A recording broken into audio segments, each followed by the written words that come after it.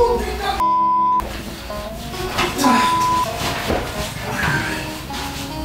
Oh putain. Putain mais c'est la mort ce truc.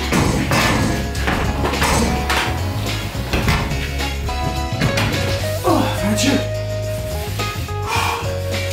Ah putain, je peux juste poser ça là. Oh mon Dieu.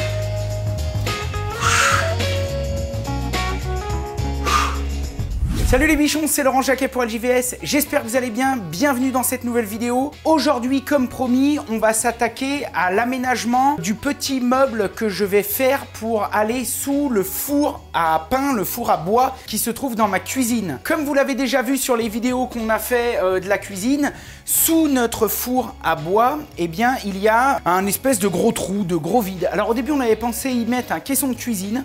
Et en fait, pour tout un tas de raisons, on s'est dit merde, c'est quand même petit, etc. Et puis, il y a quand même une grande place et on voulait optimiser cette place. Sous ce caisson, je veux y mettre essentiellement deux choses. Je vais y mettre un petit aspirateur à cendres que j'ai déjà. Je vous ferai voir ça, je sais pas quand. Pour pouvoir aspirer et tout, parce qu'on va être dans une cuisine, donc il va falloir que ça reste très propre. Et je vais pouvoir aussi y stocker du bois. Donc au début, je me suis dit, bon, je mets un caisson de cuisine. Après, je me suis dit, non, c'est pas assez gros. Après, je me suis dit, je fais ça en médium et puis j'y peins en blanc. Et je me suis dit, merde, peint en blanc avec le bois, etc., ça va peut-être être moyen. Après, je me suis dit, bon, j'y fais en super mélèze, en super chêne. Et après, je me suis dit, ça sert à rien d'aller gaspiller du vrai mélèze, du vrai chêne, etc., en sachant que ça va être caché à 95%. Donc, j'ai essayé de réfléchir à ce que je pouvais mettre, donc un mélange de quelque chose qui fasse joli pour le peu qu'on va apercevoir, qui soit quand même un petit peu résistant, et puis voilà, qui me coûte pas une blinde. Et là, tout de suite, avec mon Seb, on a eu une illumination, c'est-à-dire qu'il me restait du dressing, une seule plaque de mélaminé, donc en coloris bois de grange. Donc moi, je trouve que c'est parfait. Et du coup, bah, ça me permet qu'elle reste pas dehors encore pendant 4 ans et puis qu'on s'en serve pas. Et donc voilà, bah, j'ai décidé de faire ça avec ça. Donc on va essayer de faire un carré. Je vais tout te faire voir et puis bah, j'ai envie de dire c'est parti. Ok, donc j'ai déjà fait un premier pseudo tracé parce que je vais démarrer par le bas. Il aura deux particularités, c'est qu'il sera décollé du sol justement.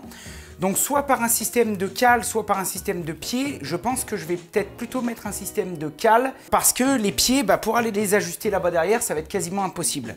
Alors que les cales, au pire, je pourrais les retoucher un petit peu au rabot, les fixer au sol et ça va aller impec. Et je poserai ensuite ça dessus. Donc là, on imagine que là, on est sous le poêle. On va avoir un bout de 55 cm. Ensuite, on a un angle à 45 degrés de 605. Pour prendre mes angles sur des grosses longueurs, j'utilise ça. Donc moi, ça doit faire 10 ans que j'y ai. J'avais pris ça chez Wurth et je m'en servais beaucoup en charpente, couverture zinguerie, bah parce que c'est grand quoi. Et donc tu vois, bah ça fait niveau dans les deux sens, hein, tu vois si tu le mets en position normale. Mais surtout ici, il y a une petite jauge, voilà, là il y a une petite jauge avec des angles. Et donc quand tu bouges ça, eh bien ça te bouge l'angle. Donc là c'est facile avec ça, il suffit que je mette 45 degrés et ensuite eh bien je peux venir tracer mon angle. Donc là c'est ce que j'ai fait, j'ai tracé mon angle à 45 degrés et ensuite je reviens encore de 550 et donc là je vais me retrouver avec un carré et un angle cassé. Et c'est cette partie qui va être la base de tout et en plus cette partie elle est trop grosse pour rentrer sous le four. Il va déjà falloir que je la coupe comme je viens de te dire et une fois que je l'aurai coupée, eh bien il va falloir que je réfléchisse à comment je la recoupe. Donc je vais peut-être la recouper soit comme ça, soit en diagonale. À mon avis ça passera pas non plus. Donc peut-être une coupe comme ça, il va peut-être falloir que je fasse deux coupes pour pouvoir faire en sorte d'y démonter, d'y rentrer sous le four et d'y remonter. Alors les bichons, sur la lame principale, je viens d'installer une lame d'ultra finition, donc qui est vraiment spécifique pour le mélaminé. Donc vous voyez, on peut constater qu'elle a vraiment plus de dents que la lame d'avant, qui était plutôt une lame de débit. Et sur la droite, vous constaterez que j'ai installé ce qu'on appelle un inciseur. C'est une lame qui va tourner dans l'autre sens. On voit bien que la dentition n'est pas orientée de la même façon. Elle va tourner dans l'autre sens et faire une pré-entaille de quelques millimètres, ce qui va avoir pour effet d'éviter l'éclatement à la coupe du stratifié papier ou du mélaminé. Donc voilà à quoi sert un inciseur. Allez, je vous donne une petite astuce pour tous ceux qui n'ont pas de scie à format chez eux et qui ont du matériel beaucoup plus simple. Et ben, il faut savoir que vous pouvez quand même réduire fortement l'éclatement, même avec une scie plongeante ou une scie circulaire lors de vos découpes de mélaminé. Pour ça, la petite astuce va être de faire un pré-trait en marche arrière avant de venir couper en plein panneau. Alors je m'explique. Il va falloir régler sur votre scie plongeante ou sur votre scie sur votre scie circulaire standard, il va falloir régler une profondeur de 0,5 voire 1 mm. Même déjà 0,5 ça suffit. Bon, on va dire qu'1 mm, il n'y a aucun souci. Vous allez régler une profondeur d'1 mm, vous allez mettre votre rail et au lieu, alors là il faut que tout soit bridé et que vos mains soient sur la machine, c'est évident, mais vu que la profondeur est très limitée, si vous allez doucement, ça ne craint rien, je l'ai fait des dizaines de fois. Au lieu d'aller dans le sens de la coupe, ce premier trait, vous allez le faire en sens inverse.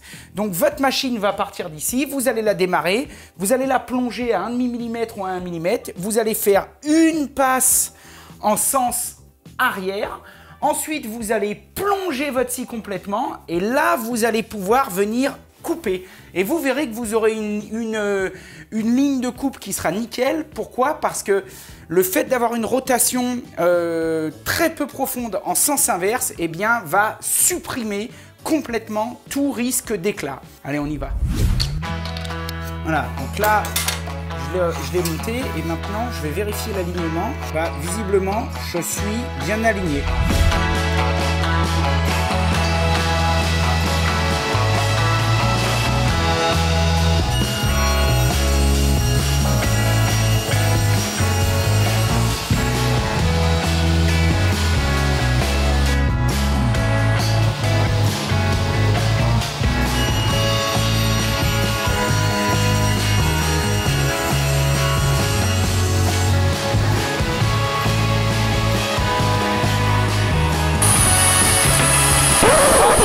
Je crois que j'ai fait une grosse connerie. Ah putain, fait chier. Ah ben Dieu, merde, c'était trop beau là, tout allait bien. Ah, fait chier, j'ai envie de chialer. Bon les bichons, j'ai fait une grosse connerie. Une erreur de débutant. Bon, je pense que ça nous est tous arrivé, mais quand ça t'arrive sur une pièce comme ça te casse les... J'ai fait une grosse connerie, j'ai pas envie de te le cacher parce que ça peut t'arriver et voilà. Pour être plus précis, bah, au lieu de me mettre à 0, je me suis mis à 10. Vu qu'en même temps j'écoute un podcast qui me fascine parce que j'aime bien la tête un peu ailleurs machin, j'ai mis à 10, j'ai tracé mon trait et bah oui je suis précis mais il me manque 10 cm. Ah, ça me gonfle. Bon les bichons, on fait une petite pause. D'ailleurs je vais me faire un café parce que cool. Je vais me boire 1 demi-litre d'eau parce que j'ai une soif à crever. Ensuite, je refais cette pièce en off et je te reprends dès que cette pièce est faite. En sachant que celle-ci, je la réserve, elle ne sera pas gaspillée puisque je vais pouvoir en récupérer, je pense, les 3/4. Bon, allez, on va y arriver. Bon, les bichons, j'ai réparé ma connerie. Donc ça, c'est déjà une bonne chose de faite. Et j'en ai profité pour diviser le panneau. La prochaine étape, je mets des Clamex ici pour déjà tout de suite faire mon système nickel. Et ensuite, je vais pouvoir venir faire mes côtés, en sachant que mes côtés, qu'ils seront forcément posés par-dessus, puisque là aussi, il va falloir que je les rentre après et que je puisse venir les verrouiller. Et je pense que pour la partie haute, compte tenu du fait qu'on ne verra pas l'intérieur en haut, à moins d'être couché par terre, et à mon avis, celui qui a perdu sa mère va pas se mettre à plat ventre pour voir si elle se trouve sous mon four à pain, ça ne se verra jamais, d'autant plus que je pense que je vais prendre la décision de mettre une traverse haute pour venir aussi solidariser un petit peu le haut. Bon, j'ai fait mon assemblage, ça tient impeccable. Hein. La jonction, elle se voit quasiment pas, faut avoir le nez dessus. On est bon. Prochaine étape, 2 bouts de 720 par 55. Allez, on s'y colle.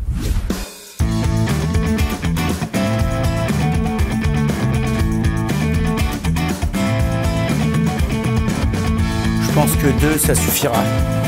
On va pouvoir les lameller.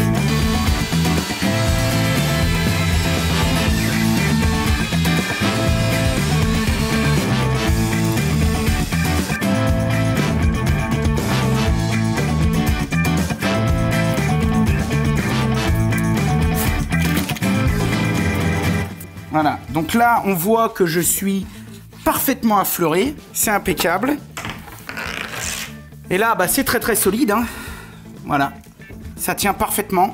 Et j'aurai aucun mal à glisser ma main ici et à venir verrouiller. On verra plus rien, ce sera nickel.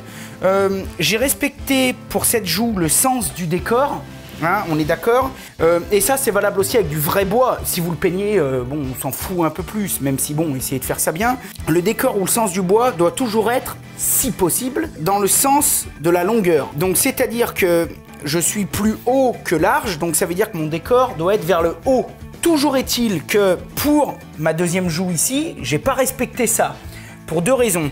D'abord parce que j'ai voulu récupérer la chute que j'avais. La deuxième raison, et même si je suis en train de penser que j'aurais pu malgré tout essayer de faire mieux, là encore une fois dans ma configuration, j'en ai rien à cirer puisque personne ne va jamais y voir, à moins de rentrer la moitié du corps dans le caisson sous le four et de venir voir si j'ai mis le décor dans le bon sens. Donc ce que je vais faire maintenant, c'est que je vais faire la deuxième joue en off. C'est la même chose, t'as pas besoin de le voir. Et puis on se reprendra après pour la découpe des fonds et l'assemblage des fonds.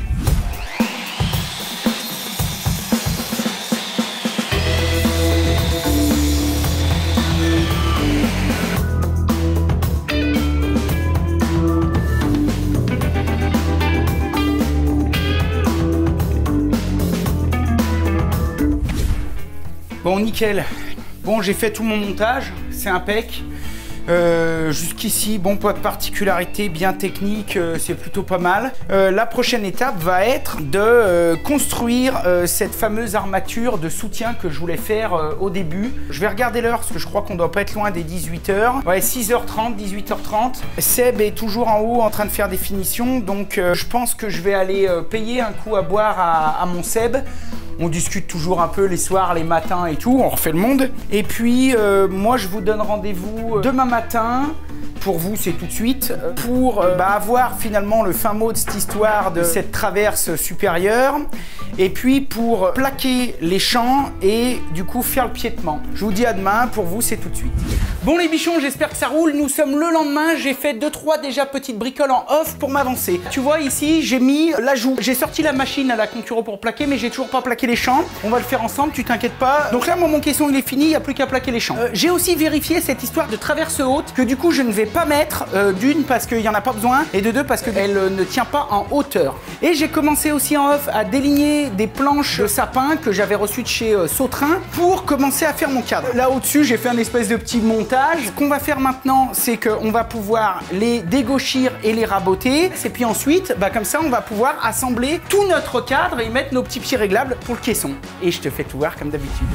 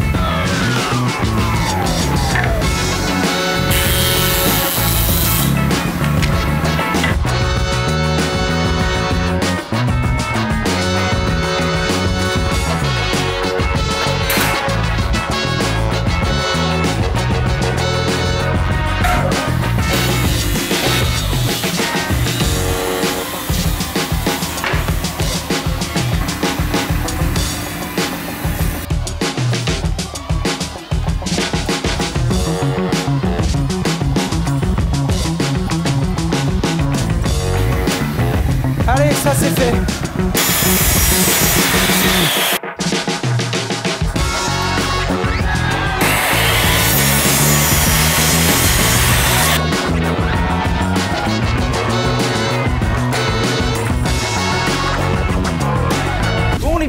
Donc je viens de finir de plus ou moins calpiner et il va falloir maintenant que j'assemble tout ça. J'ai déjà commencé à faire des trous pour pouvoir y insérer un écrou à griffes. On vient mettre ça dans le trou, on y met un petit coup de marteau, ça permet d'intégrer un filetage dans un morceau de bois. Et donc ce pied à vérin va venir pouvoir se visser dans notre bout de bois et donc nous permettre d'avoir un pied réglable. Alors l'autre point que je voulais aussi t'expliquer, c'est que ce genre de système est très solide et très résistant quand c'est vraiment vraiment sur une pièce en compression. Par contre, attention, les écrous à griffes sortis de ce contexte, c'est pas quelque chose qui est extrêmement fiable. Si c'est pas un travail en compression, ça reste quand même, tu vois, juste quelques petites griffes tiennent l'écrou. Ça peut finir par bouger, par se barrer, par s'arracher. J'ai également décidé d'essayer de faire un montage qui devrait normalement me permettre de le rentrer en une seule pièce. C'est, je veux pas dire du domaine de la fiction, mais j'espère que ça va fonctionner, parce que si ça fonctionne pas, eh bien il faudra que je redémonte mon système. Donc c'est aussi pour cette raison que j'ai décidé de ne pas ni dominoter ni rien. En plus, bon, il n'y a pas tellement d'intérêt là. Voilà, donc prochaine étape, j'ai installé sur ma perceuse à colonne une mèche Zobo qui est juste un rasoir absolu qui va très très bien, et on va déjà percer à des endroits stratégiques pour pouvoir venir installer tous ces œillets.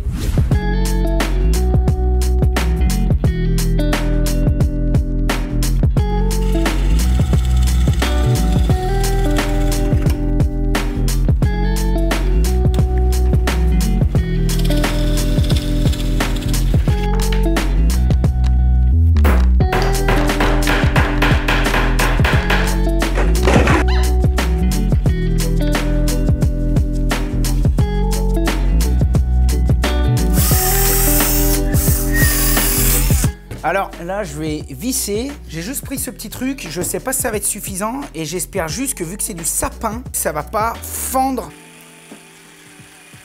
Et ça a l'air d'être bon. Maintenant, mes tabots, on en a parlé dans le dernier Instant Pro, ils ont des systèmes de visseuse qui sont ouf. Ils ont une position où quand tu tiens appuyé, ça sert à amorcer. Donc la visseuse, elle fait... sans que tu aies à appuyer et à relâcher. Où vont-ils s'arrêter, hein ?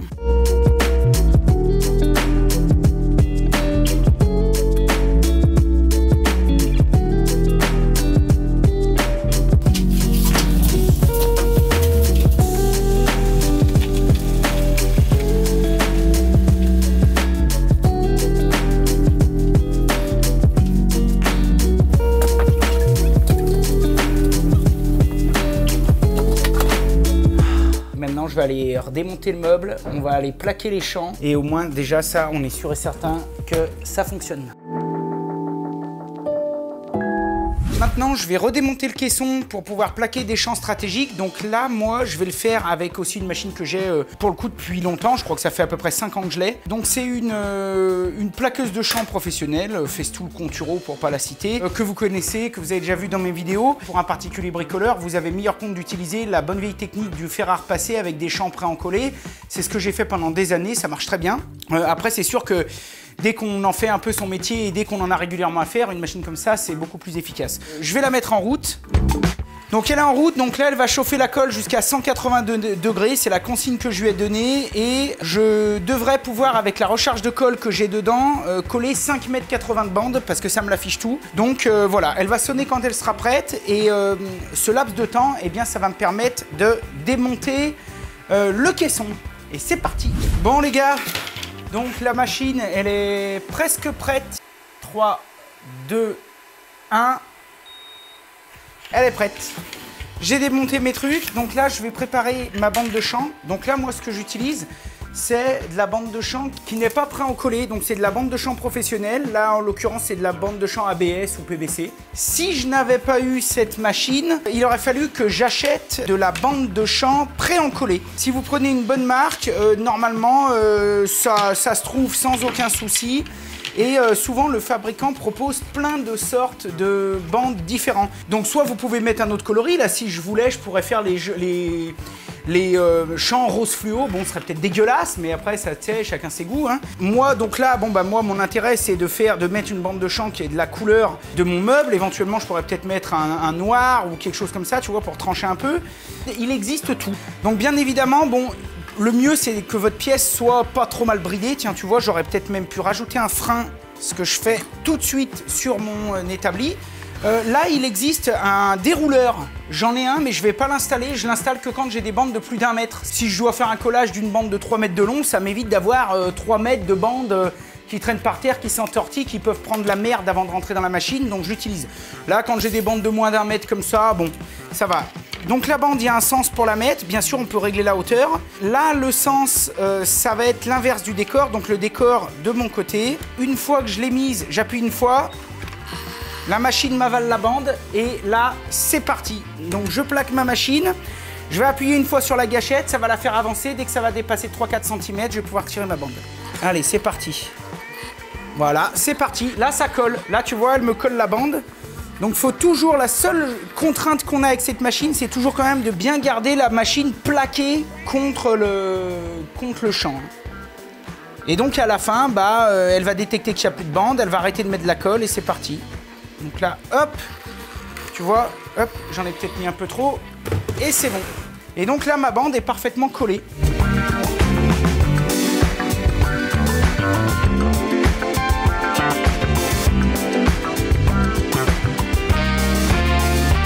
Donc je ne vais pas faire la finition tout de suite. Ce que je vais faire, c'est que je vais déjà finir de plaquer.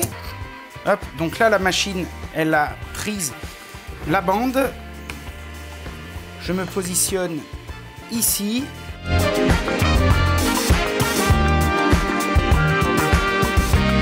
Allez, donc là, on va pouvoir passer à la dernière bande.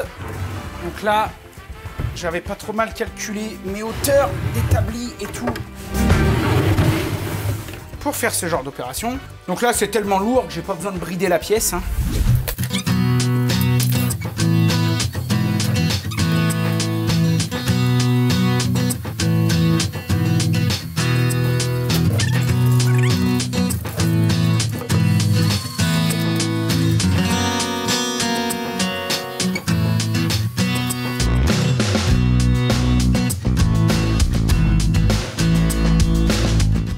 Allez, super.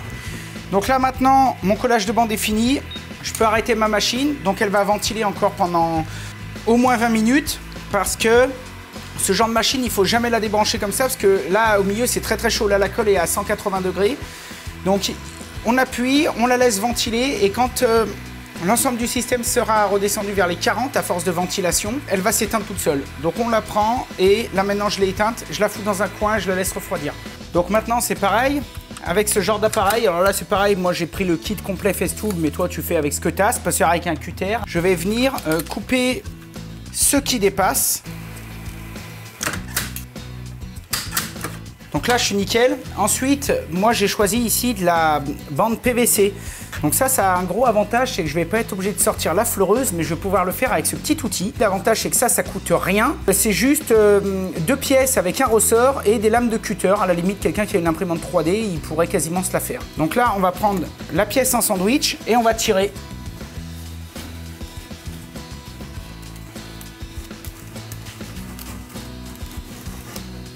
Donc là, je suis à fleur. Je vais juste venir terminer un petit peu la finish avec un papier en 240. Là, on est nickel. Alors si des fois, la machine, pour X raison, vous a mis une ou deux petites traces de colle, ça s'enlève très facilement soit à la main, soit avec un petit grattoir, soit avec un peu d'acétone. Faites toujours attention avec l'acétone, d'être sûr et certain que ça ne va pas attaquer votre bande ou votre décor.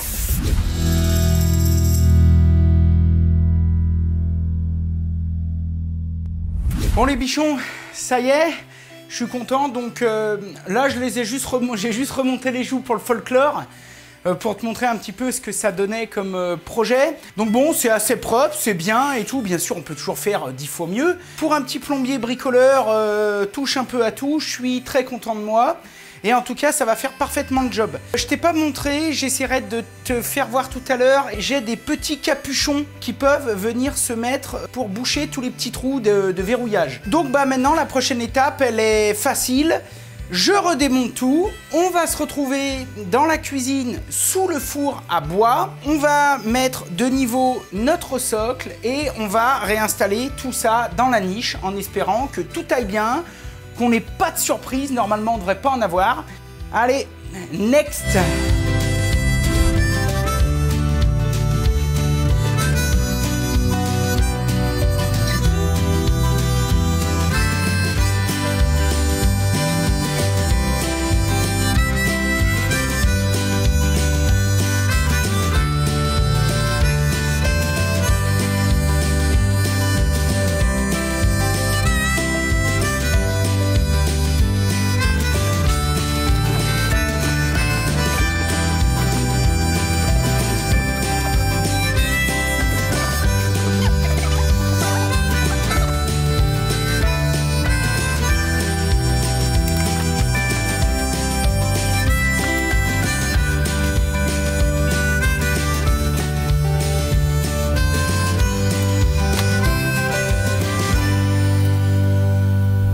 les bichons, ça y est, je suis plutôt ultra super content de moi.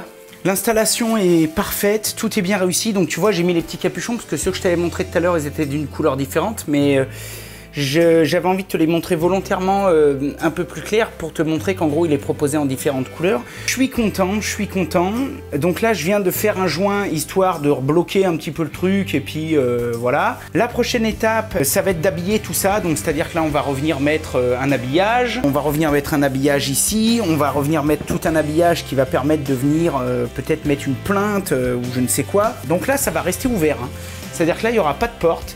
Ça va vraiment rester comme ça parce que c'est une volonté qu'on a de voir le bois qui est stocké, qui est entreposé. Bon, alors on verra peut-être un petit peu l'aspirateur, c'est pas drama. Alors à moins qu'après conseil en hautes instances avec la patronne, les enfants et tout, on dit ah t'es pas beau, faut mettre une porte. Voilà, bah écoutez, moi j'espère que cette vidéo et que cette petite présentation vous aura plu. Je vais retourner maintenant faire d'autres choses.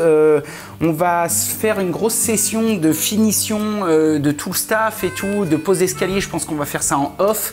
Donc on vous fera passer beaucoup de photos, enfin tout ce qu'on peut sur Instagram. Donc si vous ne nous suivez encore pas sur Insta, foncez nous suivre et puis on vous reprendra dans la cuisine au moment je pense de démarrer les peintures et les finitions parce que ça y est bientôt la prochaine étape ça va être les peintures et puis ensuite bah, ce sera les parquets, la pose de l'électroménager etc.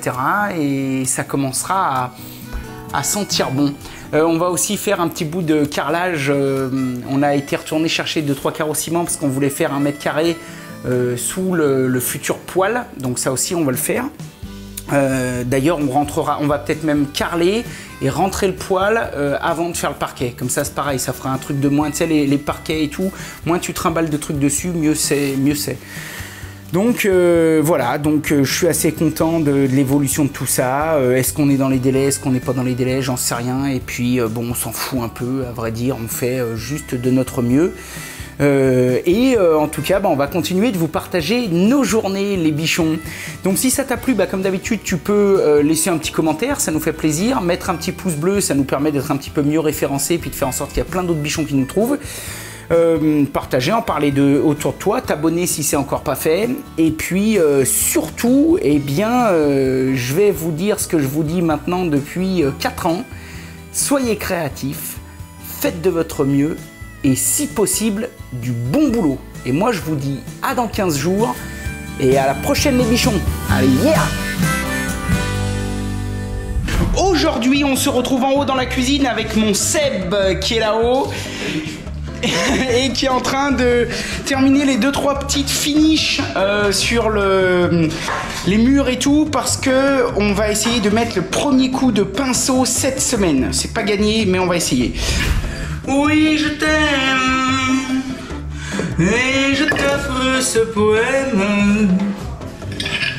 Oui, je t'aime et je crois que j'ai fait de la merde.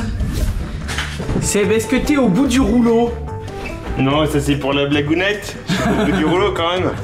Putain, c'est classe, hein. J'y vais.